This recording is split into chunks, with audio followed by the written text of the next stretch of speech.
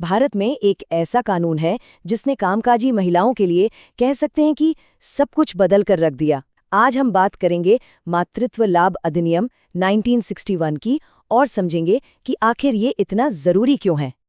सोचिए, कई पीढ़ियों तक कामकाजी महिलाओं के लिए एक बहुत ही मुश्किल सवाल होता था। करियर चुने या परिवार। परिवार शुरू करने का मतलब अक्सर ये होता था कि नौकरी जाने का डर सताने लगता था। तो चलिए आज इसी पर बात करते हैं कि कैसे मातृत्व लाभ अधिनियम ने इस मुश्किल को एक सुरक्षित अधिकार में बदल दिया।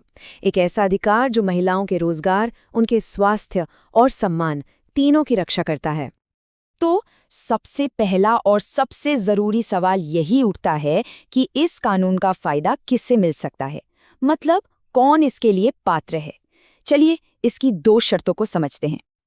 देखिए, इस फायदे के लिए योग्य होने की दो बहुत सीधी साधी शर्तें हैं।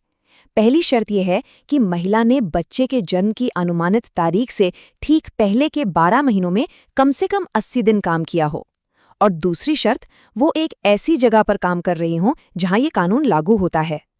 और हाँ, इसका दायरा काफी बड़ा है। ऐसा नहीं कि ये सिर्फ बड़ी कंपनियों के लिए है।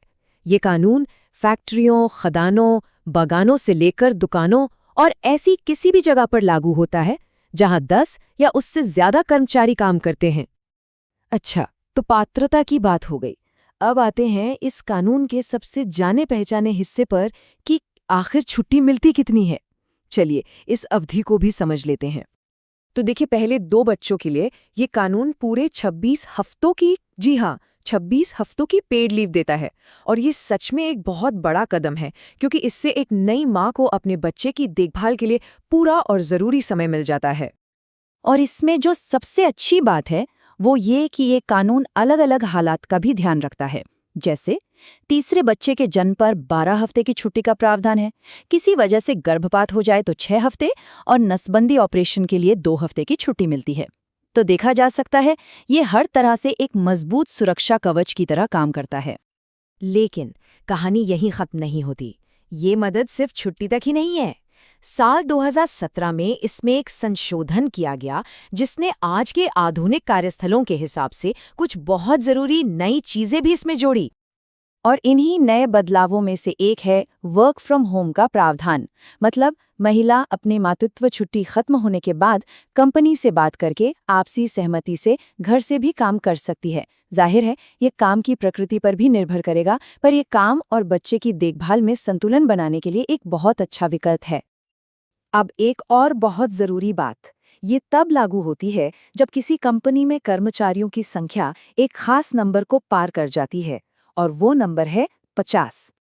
जी, कानून ये कहता है कि जिन कंपनियों में 50 या उससे ज्यादा कर्मचारी हैं, उनके लिए क्रैच यानी शिशु गृह की सुविधा देना अनिवार्य है।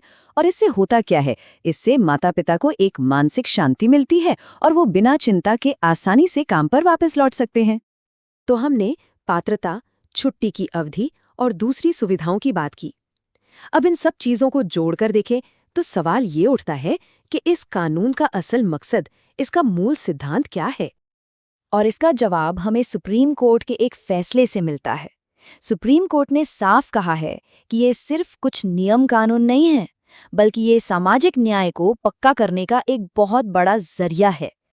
तो सबसे ज़रूरी बात जो हमें समझनी है वो ये है कि ये जो फ़ायदे हैं, ये कोई एहसान या दान नहीं है, ये एक कानूनी अधिकार है। इसे कोई भी नियोक्ता अपनी मर्जी से कम नहीं कर सकता या देने से मना नहीं कर सकता। ये एक ऐसा अधिकार है जिस पर कोई समझौता नहीं हो सकता।